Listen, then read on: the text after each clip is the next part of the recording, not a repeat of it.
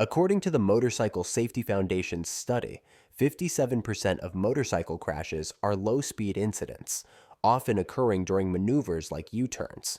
Mastering U-turns isn't about strength or luck, it's about technique.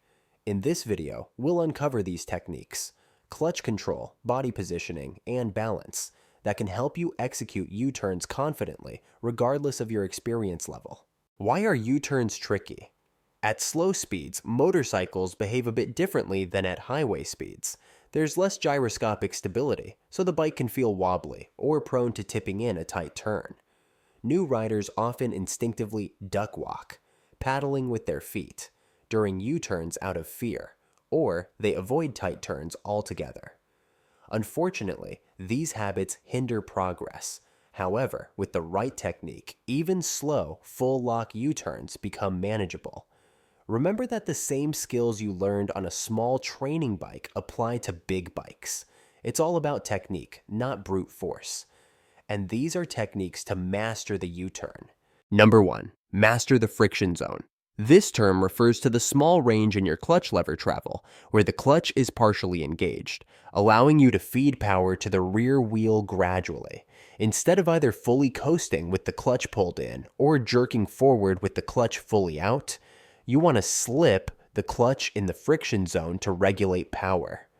Practice easing the clutch out until the bike starts to move, then hold it at that point.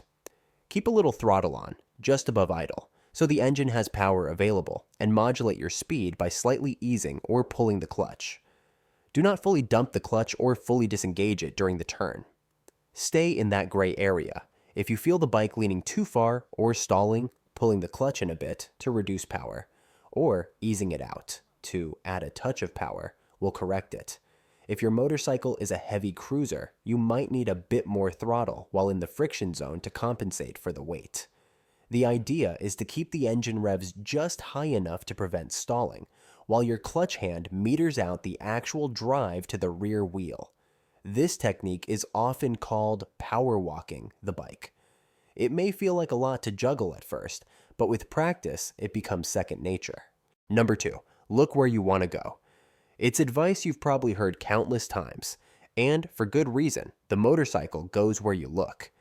In a U-turn, this means you should turn your head and focus your eyes on the path through the turn and toward your intended exit, not down at the front wheel or the ground. If you stare down or fixate on a hazard or on how close that curb is, your body will subconsciously steer the bike toward where you're looking, or you might stiffen up and lose balance. Instead, snap your head around in the direction you want the bike to go.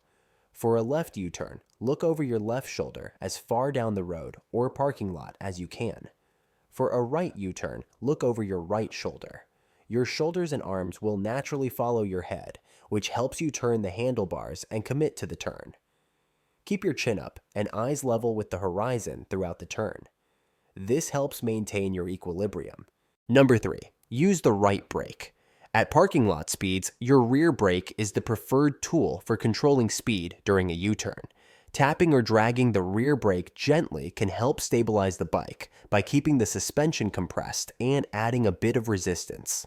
In contrast, grabbing the front brake while turning at low speed is one of the fastest ways to drop a motorcycle. The front brake, if applied when the handlebars are turned, can suddenly destabilize the bike. The fork dives and the bike wants to fall inward. So leave that front brake alone during tight maneuvers. Save it for when the bike is straight or for higher speed stops. So how do we use the rear brake effectively? The technique is often called dragging the rear brake. While executing the U-turn, you keep your right foot resting on the rear brake pedal and apply a light, steady pressure. This drag does two things.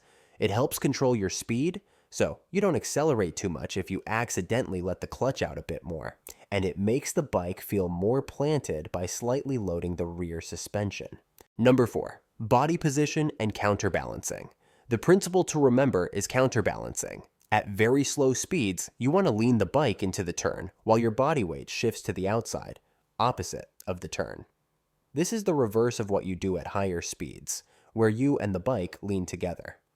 Counterbalancing allows the bike to lean more without overbalancing the combined center of gravity. As you initiate the turn, shift your weight to the outside foot peg, the foot peg on the side opposite the direction you're turning. This weights the outside of the bike and lets the bike itself lean left more easily.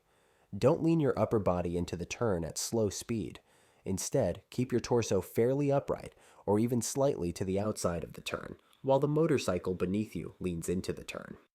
Some riders will slide their butt a tad to the outside on the seat in very tight turns, but the main idea is to not go down with the bike's lean. Allow the bike to lean by bending your inside arm and pushing the handlebar in the direction of the turn. At slow speeds, you'll be using direct steering, turning the handlebars into the turn. Get comfortable turning the bars near full lock. As you do that, keep your outside arm relatively straight, applying a bit of pressure on the outside handlebar to support the counterweight. Your inside foot might feel light on its peg, while the outside foot carries more weight. That's exactly what we want. This technique is especially important for big cruisers. Since they are heavier, your body position matters a lot to keep them balanced. And try these drills to perfect your U-turn skills. Find an open parking lot and mark out a box or boundaries for yourself.